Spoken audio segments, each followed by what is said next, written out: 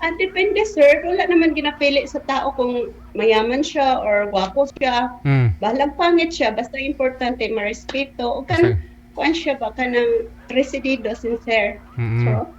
Sincere. Ano po ba status nyo? Hiwalay ka na o byuda? Walay na, mag 3 years na. So, saan ka nga po ngayon? Saudi? Dali sa Qatar, Ah, 4 years na Qatar. pod, mag 4 years. So, namatay ho si mister nyo nung pumunta ka na ng Qatar. Wala namatay, sir. Buhi pa siya. Ah, Nagbulag lang jud me as in. bulag lang. Yes. Naghiwalay lang. Okay, sige. Ilan po anak ninyo? Tatlo, sir. 25 years old ang panganay. Ang ikaduha, 20 years old. Ang Hmm. ikatulo, 18 years old. Hmm. Poros boy. Ano po kayo tumatagay? Ano iniinom mo? Sir, kainom kong tubig nga init kay tugnaw ba? Naghubad lang ko sa jacket kay magpuan sa Okay. para makita lang to akong kuan ba o lawas. Joke lang. Daway. Tugnaw, sir po. Inom Okay. tubig, sir. Oo. Kala ko tumatagay ka ng ano. Mm. Ano Init oras? tubig, sir. Anong kung init tubig, kay tugnaw diri sa Middle East, basta yung aning kuan. Winter. Panahon. Oo. Sige.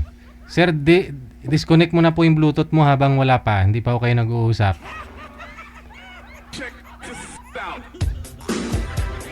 Saglit lang ha. Saglit lang po. Saglit lang.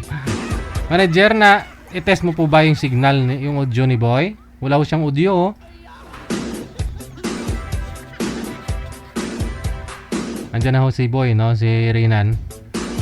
Madilim po kayo, Rinan. Humanap po kayo ng ilaw. No? Lumipat po kayo ng pwesto na mayroon pong ilaw.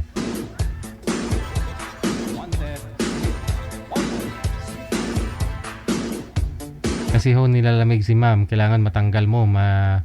Matulungan mo siya na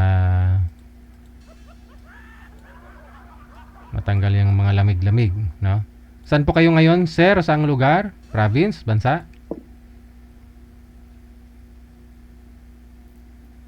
Hello? Narinig niyo po ba, ma'am? Hindi. Wala man boses. Kaya nga, naka-bluetooth kasi Ano siya ko? eh. Sir Renan, saan po kayo ngayon? Ito po sa Laguna. Nasa Laguna. Okay. Wala pong kayong asawa, girlfriend ngayon? Wala po, sir. Timer start. Pasok. Wanted, sweetheart. Good evening, sir. Ito po. Kamusta, sir? Okay naman po. Kayo po. Taga naman.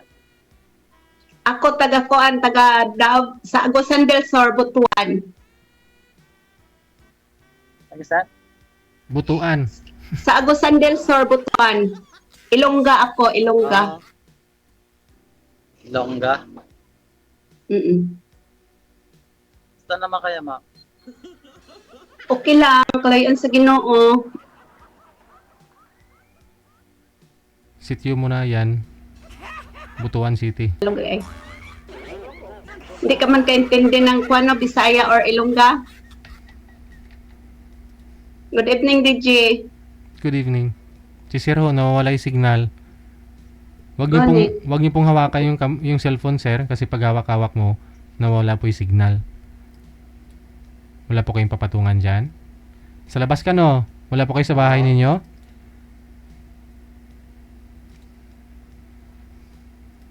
Yes, sir. Ito lang tapat. Oo. Panay suklay. Saan ka, ma'am, ngayon? Ano, sir? Hello? Saan ka daw ngayon?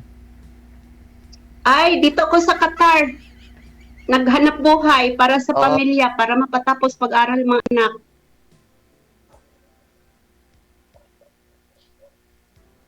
Bakit ikaw, sir? Anong trabaho mo ngayon? May hindi ako, sir. Ma'am, food cart na shawarma. Ah. Gusto na to. Tapos, Hiwalay ka sa asawa mo din, sir? 4 years na, ma'am. Oh. Ganun ba? Ah. Bakit napatawa? Pila na imong edad, sir? Ilang taon ka na? 46. Ako 47. Mag-47 ako sa January 27. Mm. Ako mag-48, January din, January 9. Charot. Uh, Bitaw, tinod mo siya. So, pila imong anak? 5. Oh my, daghan na, oy! Lord, 5. Dagko na? Malaki na sila. Malaki na naman siya. Bata pa nung Panganay mo? Bata pa nung kumire. Panganay mo ilang taon? 22.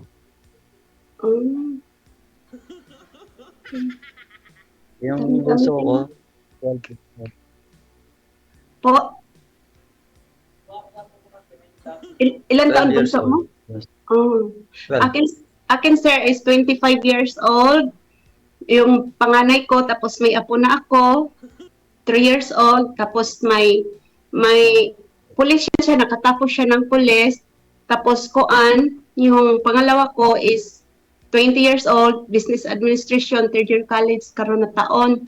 Yung pangatlo ko is koan, politician, nakuha niya, first year college pa. Professional na pala anak. Wala, isa pa lang nakatapos. Nakapasa din siya sa kuan sa examination na Polcom, pero nag-office lang siya. Basta ka naman, ma'am. Okay lang, kalayan sa Ginoo, ang importante may lawas. Nya ikaw sir, unsa man wala kay nobyo karon, nobya or unsa ba? Ako rin. Well, Char. kaya Tinuod. kaya nga sumali ako dito baka dito makakahanap Tama man po kay dili kay DJ Gel nagawanted kuan man jud daw ang kuan gud niya din so kailangan ganun. Malay mo ikaw na. Depende sa panahon kung kuan. Ngano man na nakaikabuhi sa ako sir kung mauli ko? Ha? Na nakaikabuhi sa ako kung mauli ko sakaling magundang na kog abroad. Tagalog lang. Dito mo naitindihan. Tagalog lang po. Ma'am, Ay, magtagalog ka para maintindihan sorry. niya. Ay sorry. Sakaling uwi ako sir next year. Mabubuhay mo ba ako sakali? Charot? Oo naman, kaya. Pana ba? Panay gusto. Nag-iinom ka ba, sir? Nag-iinom ka? Nag-iinom ka ba ng mga makalaseng? Hindi ka nag-inom? Ako dati hindi na. Naghinto ka na? Hindi rin. Oh, good. Yan ang gusto. Huwag mag-inom. Magkuhan ng malasing or kuan. Pwede man siya sa ang pag-inom. Natural man yan. Pwede mag-inom. Pero ilagay sa not sa kuan or normal. Huwag araw-araw, huwag palagi. Natural lang man siya. Occasion. Kasi nag-reel ako ngayon, di na. Dati nag-inom ako. Pero hindi na. Tsaka, Di ba? Yossi. Hindi talaga ako natuto nag-Yossi. Sa pool, binata daw nag-sinigiril. Hanggang ngayon. Mabuti kung ganun. Okay. Mabuti ang ganyan, sir. Kasi, ang importante kasi sa atin, yung walang bisyo na kuan ba. Kung mayroon man yung inom, natural lang siya. Pero occasion, para sa akin, ako isa bilang babae, hindi man ako magbawal sa isang lalaki or mag-asawa ko or maging kami na mag-inom siya. Sa occasion lang. Pero pag anong kuan, sundin ako, advice ko, sundin ako. Huwag yung patigasan tayong dalaw, patigasan ito ng ganyan. Kailan uwi mo? Nga po, Kailan ang uwi mo? sa kuan pa, 2027. Malayo pa, sir. Kaya mo? Charot. Oo. Oh. Kayanin.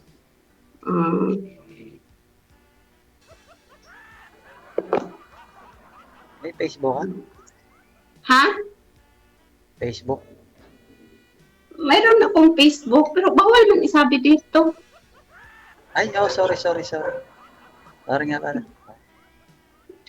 Na, bawal man kasi, di ba naglagay sila ng kuan paalala sa atin, nagbigay sila mga pangalan natin. Sorry DJ. Sorry DJ. Okay po. Binasa ko nga kanina eh. Nabasa. Itong pangalan ko, dito lang to siya sa emo talaga. Siya. Dito na lang sa Ano iyo. pang apelyido mo, sir? Ay, wag na. Ano? Tama. Tagas, ano pala talaga, sir? Anong kuan dahilan ng paghiwalay niyo ng asawa mo ngayon? Mahabang ano eh. Ay, Wala. Umali siya. Di na bumalik. nag-abroad? Oo. Hindi na siya umuwi sa iyo? Hindi. Umakabilang bahay na. So ngayon, hindi na siya abroad. Nandun pa rin. Abroad pa siya? Oo. So, Wala. Matagal na kaming walang communication. okay lang. Pinabayaan ko na. Pero nag-usap kayo ng paghiwalay ninyo ng maayos, wala bang problema sa paghiwalay ninyo, nagka-understanding kayong dalawa. Mag-ano na kami. Yung ano namin, nausap mo. Okay. Kasi ako din, sir, sa akin din, kasal ako sa asawa ko, Di na na. kasado kami talaga. Kasado din kayo ng asawa mo?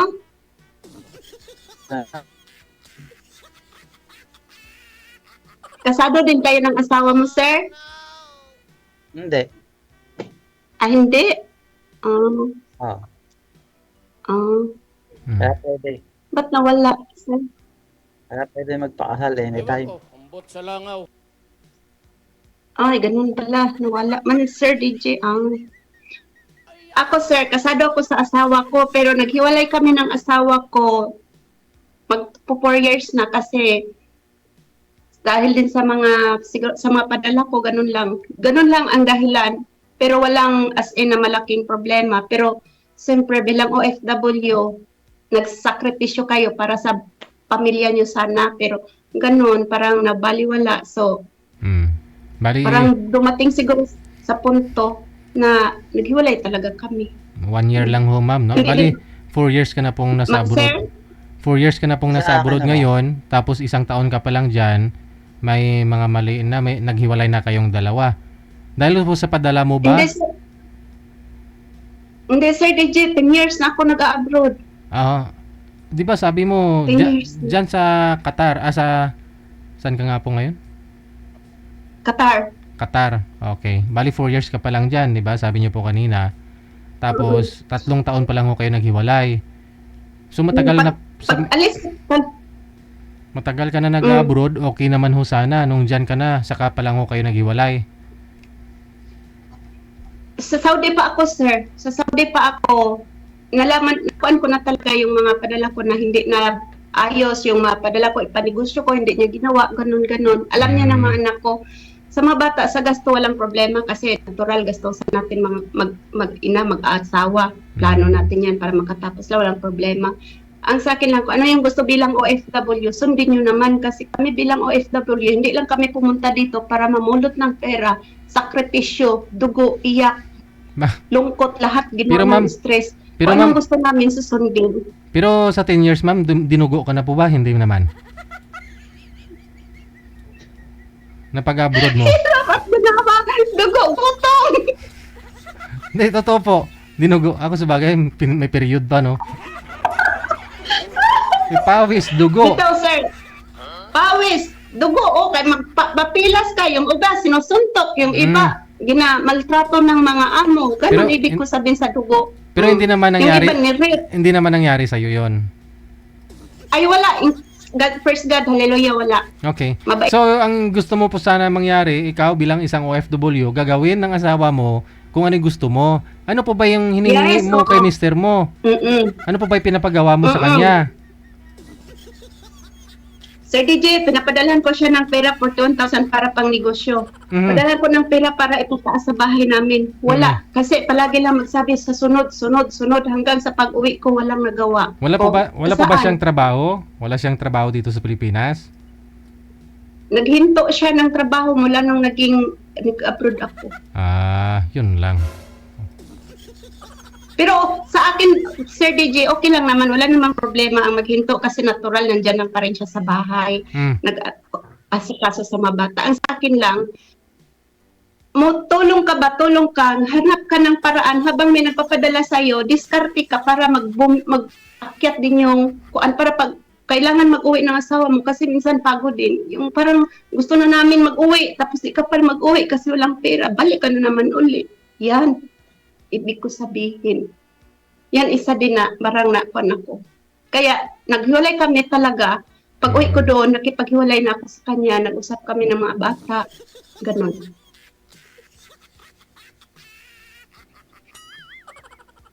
Okay. Ganon. Gana. Dinudugo ko na.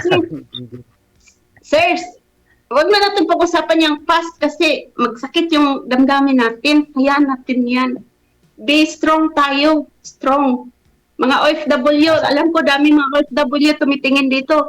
Strong. Huwag magpadala sa stress. Huwag magpadala sa mga problema. Okay, ba totoo naman? Bago ka mag-OFW, kailangan strong yun. Buo ang loob. May problema sa Pinas dito. Kailangan kaya mong palusutan. Oh no! Eddie, wow! O ano, sir? May ibubuhay ka sa akin, sir, pag uwi ko, sir? Shot. Ano ba?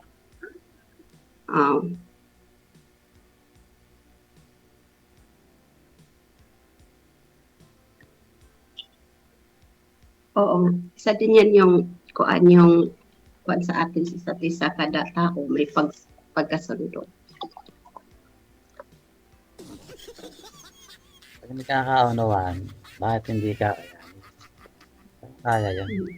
Ito man yun. Yes, mo yan. Tubig lang yun tubig lang. Mainit kasi dito, malamig kasi dito. So palagi ako may tubig, nilagay na init tubig.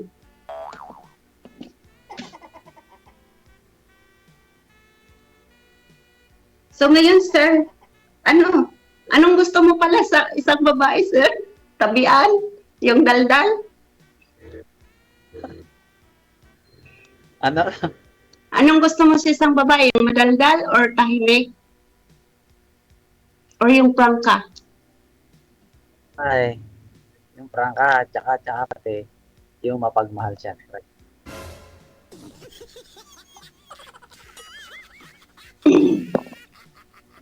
Kaya mapagmahal gusto mo, kaya iniwan ka ng asawa mo kasi mapagmahal.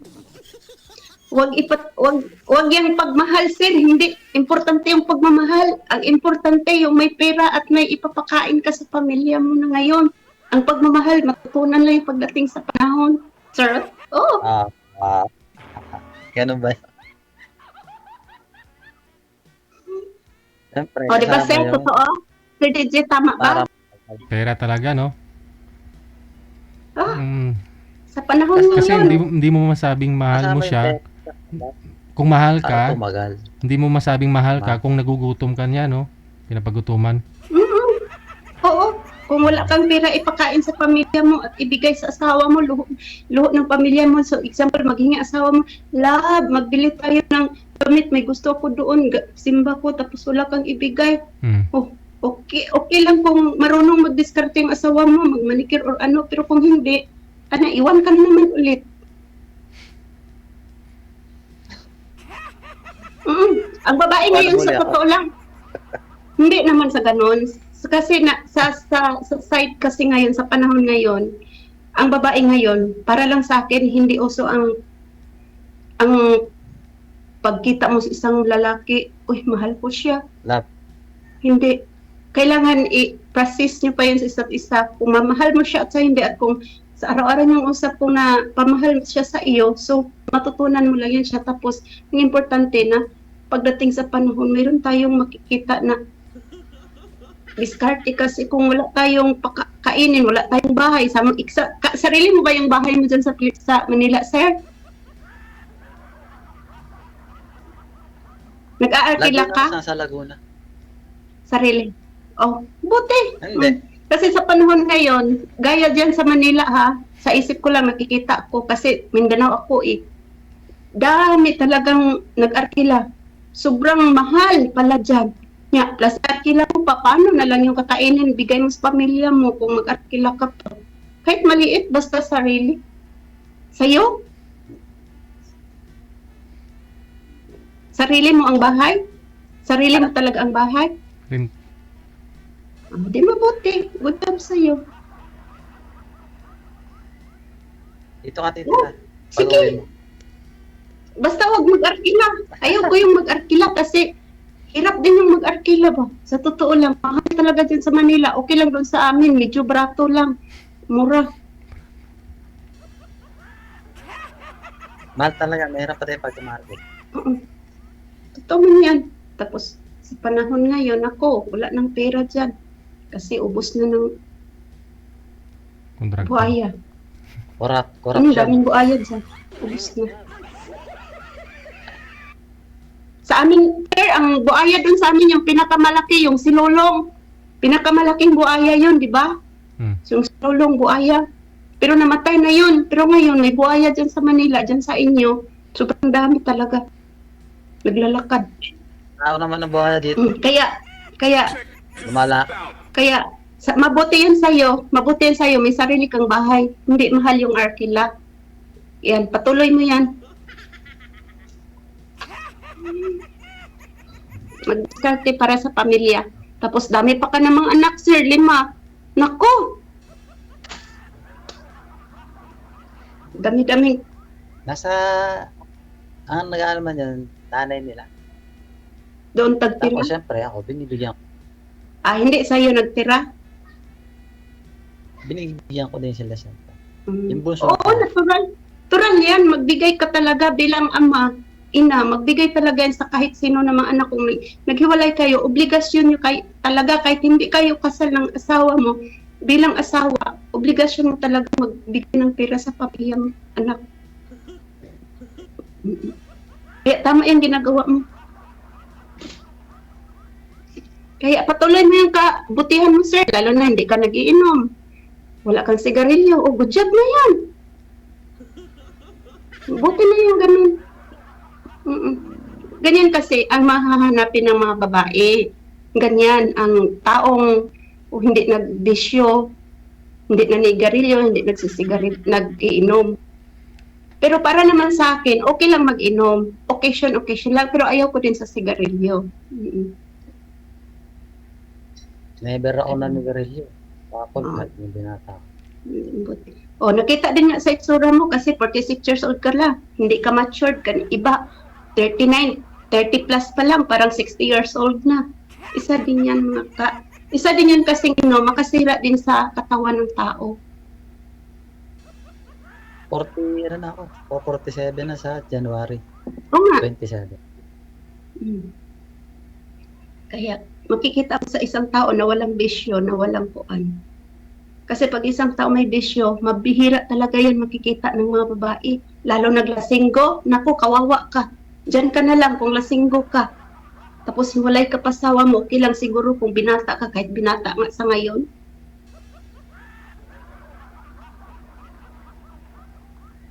So sir,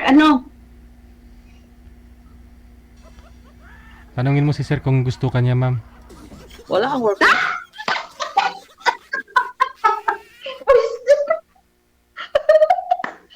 Ngani,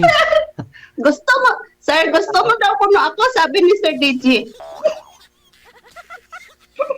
Oh, Joke lang yan, sir, ha? Nagsunod lang ako, alam ko man joke lang yun, pero joke lang. Patawa lang tayo dito ba? hindi. Oh, ito naman. yun na po kasi signal niya eh. Kasi marami na kasing sinasabi si ma'am. So baka mamaya hindi rin siya type ni sir. So sayang lang din, di ba?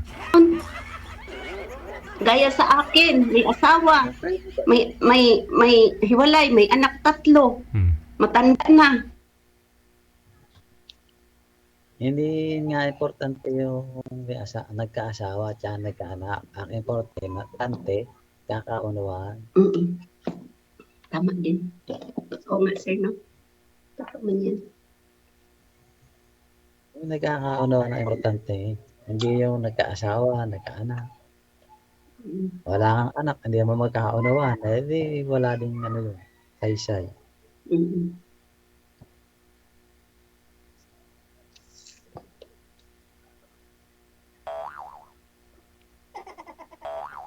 Hello? Sir DJ, Merry Christmas! Merry Christmas. So sana maging Merry Christmas ninyo, no? Connected na po kayo dito. Ipagpatuloy po ninyo ang pag-uusap ninyo. O, sige. Okay. Thank you, thank you. DJ, ha? Salamat. Salamat. Bye. O, sige, bye-bye. Thank you, sir. Thank you kaayo.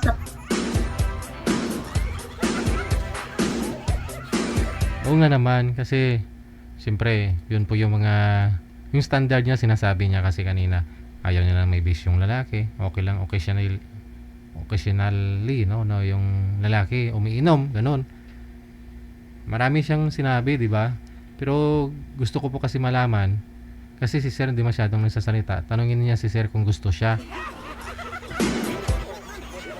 Baka mamaya hindi rin gusto.